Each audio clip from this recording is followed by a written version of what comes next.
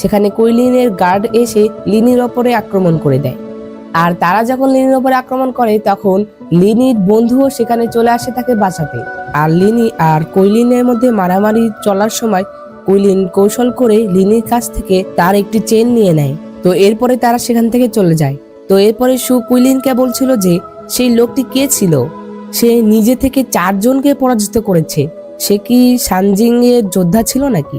তখন কুইলিন বলে যে না, যদিও সে একটি ছুরি ব্যবহার করেছিল কিন্তু সে আসলে তরবারি প্রয়োগ করেছিল এবং বজ্র ঝড়ের মতো দুর্দান্ত উপায়ে সে এটি চালিয়েছিল। মনে হচ্ছে এটি জেনারেল পেইশিয়ানের গোপন কৌশল। তখন সু বলে যে গুজব শোনা যায় যে জেনারেল পেই রাজকীয় রাজকুমারদের প্রশিক্ষণ দিতেন, তাহলে কি সে রাজকুমার ছিল নাকি? আর তখন কুইলিন বলে যে রাজকীয় লিস মাঝারি, আমি শুনিনি যে তাদের বংশধরের মধ্যে কেউ এত ভালো তরোয়াল চালাতে পারে।